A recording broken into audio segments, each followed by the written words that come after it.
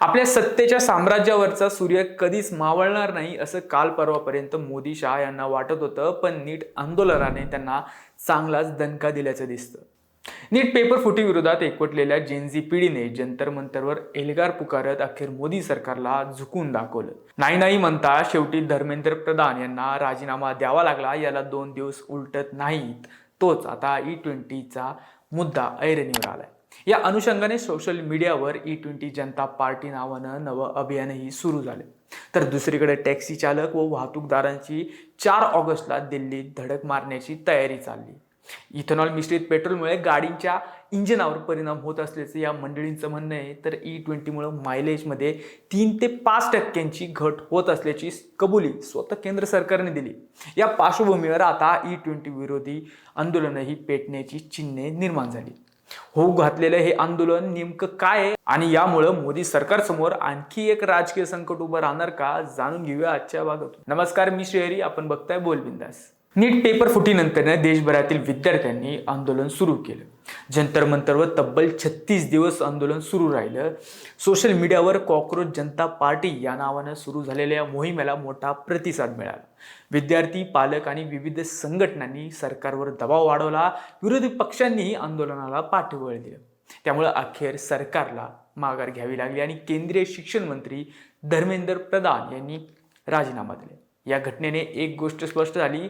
आज सोशल मीडियावर सुरू झालेले आंदोलनही राष्ट्रीय पातळीवर सरकारला निर्णय बदलायला भाग पाडू शकते. यानंतर आता चर्चेत आलंय ते म्हणजे E20 जनता पार्टी. हा कोणता राजकीय पक्ष नसून एक नागरिक अभियान असल्याचा दावा करण्यात आलाय. या अभियानाची सर्वात मोठी मागणी देशातील प्रत्येक पेट्रोल पंपावर E20 पेट्रोल सोबत 100% शुद्ध पेट्रोलही उपलब्ध करून द्यावं. या अभियानाचा दावा आहे की त्यांचा इथेनॉलला विरोध नाहीये, पण ग्राहकांना निवडीचा अधिकार हवा. वाहन उत्पादकांनी ज्या इंधनाची शिफारस केली आहे तेच इंधन उपलब्ध असावे. आमचे वाहने प्रयोगशाळा नाहीत असं म्हणत नागरिकांच्या वाहनांवर सक्तीने प्रयोग करू नयेत अशी ही मागणी करण्यात येते. मुख्य म्हणजे आता या आंदोलनाला वाहतूक क्षेत्राचाही पाठिंबा मिळू लागला.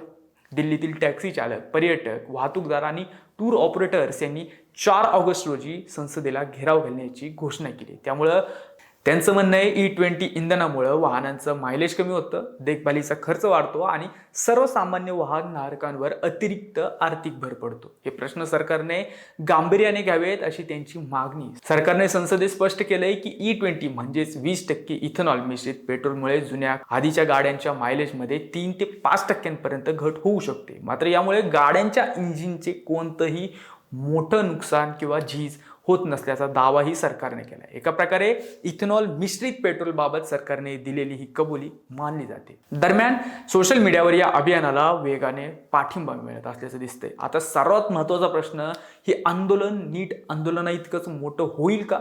नीट आंदोलन हे विद्यार्थ्यांनी पालकांपुरतं मर्यादित होतं, मात्र E20चा विषय देशातील कोट्यावधी वाहनधारकांशी संबंधित आहे. टॅक्सी चालक, ट्रक चालक, शेतकरी, व्यापारी आणि मध्यमवर्गीय नागरिक या प्रश्नाशी थेट जोडले गेलेले. तर हे आंदोलन अधिक व्यापक होऊ शकतं. नितीन गडकरी यांच्याकडे वाहतूक खातं आहे.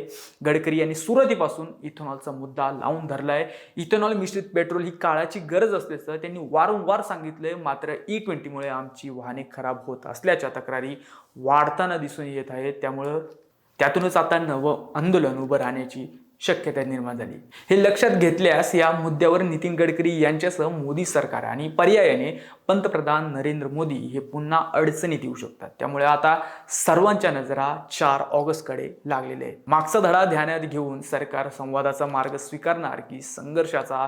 हे आंदोलन किती मोठं होणार आणि मोदी सरकारला आणखी एक मोठा राजकीय ब्रेक लागणार का? याचं उत्तर येणाऱ्या काही दिवसात कळेलच. पण तोपर्यंत पाहत राहा बोलबिंदास आणि सबस्क्राईब करा बोलबिंदास.